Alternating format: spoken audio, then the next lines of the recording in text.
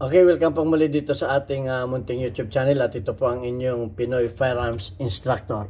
At bago tayo bumati at magpasalamat ay gusto ko lang munang basahin ang ating content ngayon mula sa katanungan ni Hil Bagyo.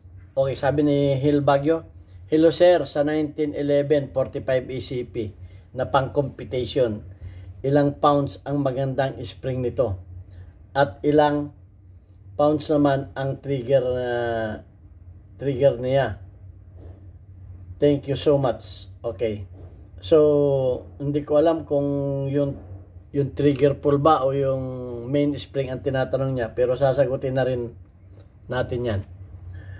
Okay, so bago yan ay gusto ko lang kayong pasalamatan sa inyong pagla-like at pag-share ng ating mga videos dahil tayo ay umabot sa 46,500 na. Mabilis, medyo bumilis yung ating pag-angat ng ating mga subscribers dahil niya sa inyong pag-like at pag-share ng ating mga videos. Kaya maraming salamat sa inyo.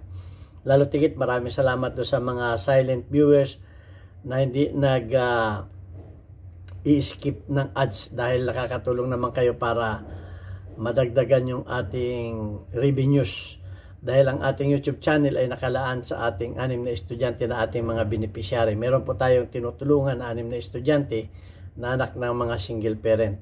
Kaya maraming salamat sa inyo. At lalo tigit maraming salamat doon sa nagpadala dito sa ating GCash number. Huwag po ninyong tawagan yan, GCash number na yan, para bumili ng baril. Wala po kaming pinagbibiling baril. Yan po ay anak ko, treasurera ko po yan na nasa Pilipinas, na siyang tumatanggap ng inyong mga tulong para may paabot sa ating mga beneficiaries. At tumawag kayo o di kaya ay mag-message kayo para kayo ay ma-recognize at mapasalamatan kagaya ni Aljon Dating. Sir Aljon, maraming salamat sa muli mong pagpapadala sa ating GCash. At ganyan din kay Jobet Francisco ng Teresa Rizal. Ngayon din maraming salamat doon sa nagpadala sa ating premier videos. Thank you, Sir Noli Peace America ng Virginia, USA sa muli mong pagpapadala sa ating pagtulong sa ating mga beneficiaries. Okay, pagpalain kayo ng Panginoon at bigyan kayo ng marami pang pagpapala para marami pa rin kayong taong matulungan.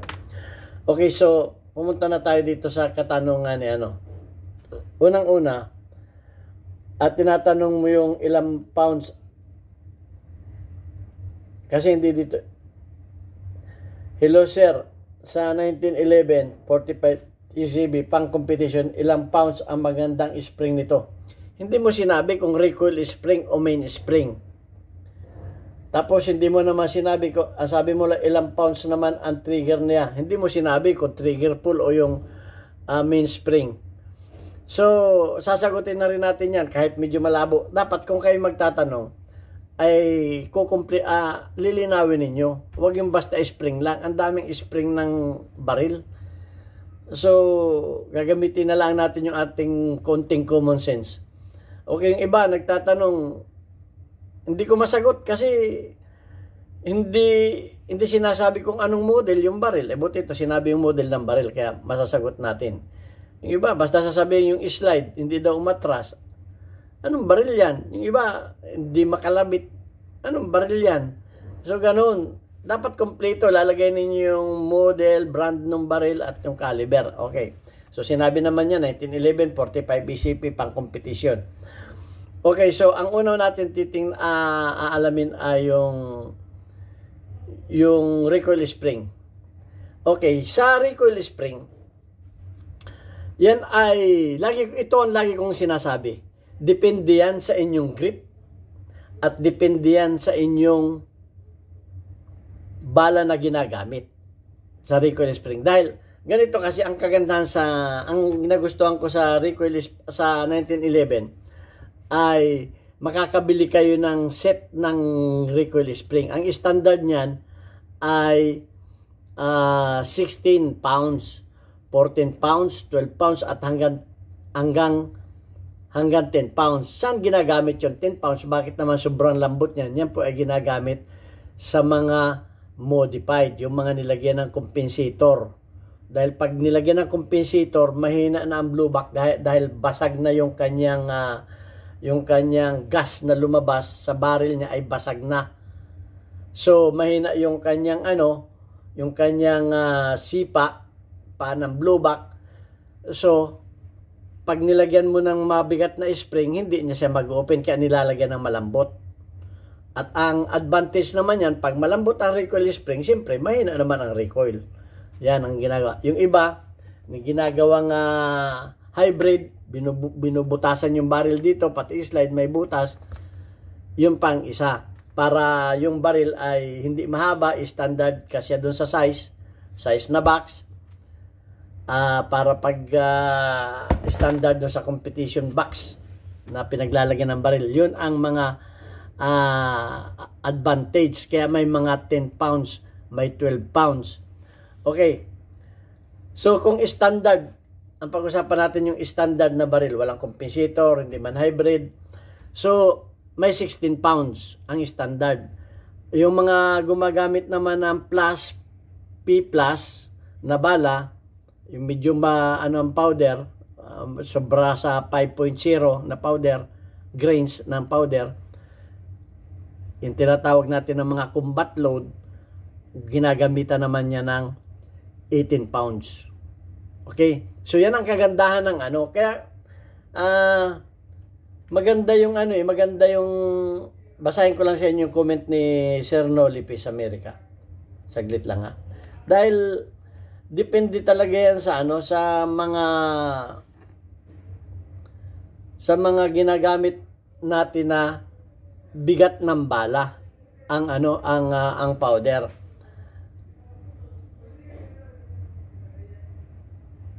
Kaya wala talagang specific na kung anong gusto mong ilagay, dahil nga ang bala niyan ay marami kasi ang variant ng bala. Hindi pare-pareho ang bala. Tingnan natin yung yung comment ni ito may nagandahan ako dito sa comment ni Sir Noli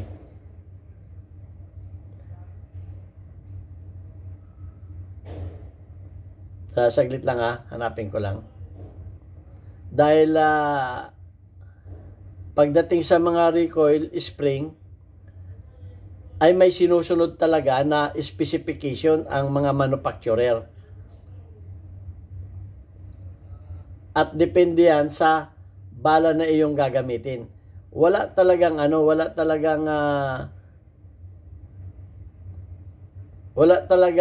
eksakto. Ito, babasahin ko lang ito sa inyo. Sabi niya, magandang araw Sir Elmer. I am a fan of steel frames barrel handgun. I like the smooth feel of steel to steel, lalo na kung full rail siya. Tamang-tama din yung bigat ng bakal sa pag-litigate ng recoil. Ito. So far ay wala naman akong baril na nagkakaroon ng crack. Dahil pag kayo ay nagkamali ng lagay ng recoil spring, kung malakas ang bala ninyo at nilagyan ninyo ng malambot na recoil spring, yung inyong baril ay posibleng mag-crack. Kamukha nung iba naming mga baril na napabayaan ng mga instructor, putol na pala yung recoil spring. Kunin ko lang yung baril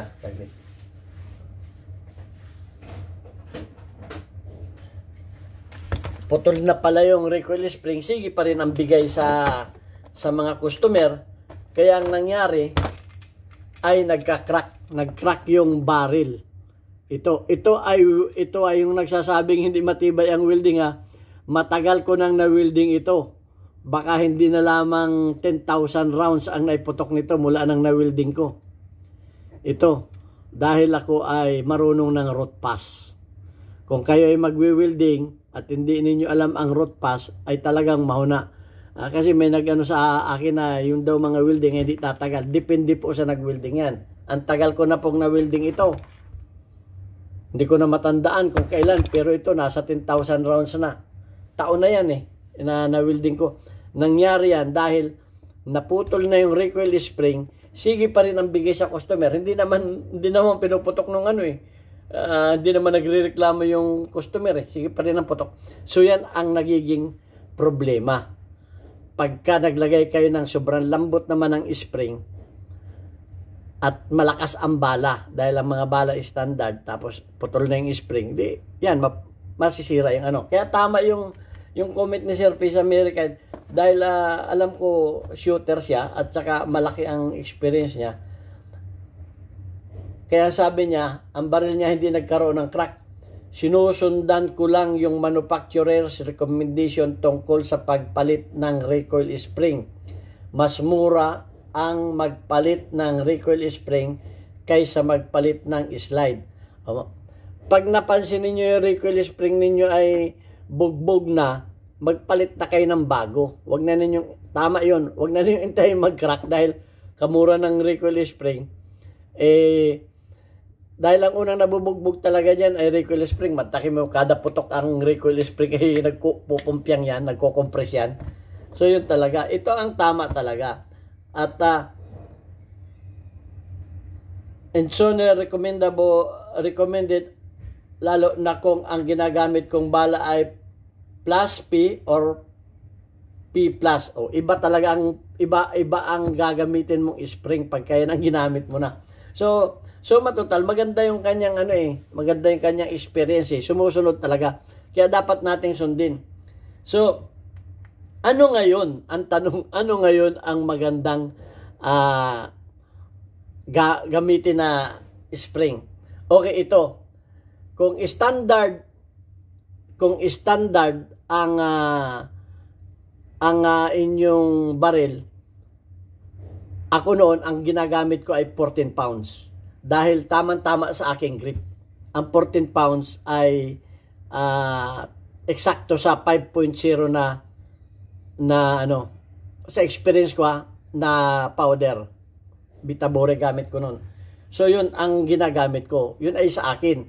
Hindi ko alam kung ano ang at saka ang kagandahan sa 1911 ay ikaw mismo ang mag-tune up sa sarili mo. Sinubukan ko kasi yung 16 pounds sobrang malakas ang recoil sa akin. Nung nag 14 pounds ako, ay tama-tama lang sa akin yung recoil. Hindi ko alam. Pero kung maganda ang grip ninyo, kung kayo ay malaking tao, ako naman nasa 5'4" lang ako Hindi ako kalakihan, tapos patpatin pa ako nun. Sakto sa akin yung 14 pounds. Ngayon, kung gagamit naman kayo ng mga plus P, ay wag na kayong bababa sa 16 pounds.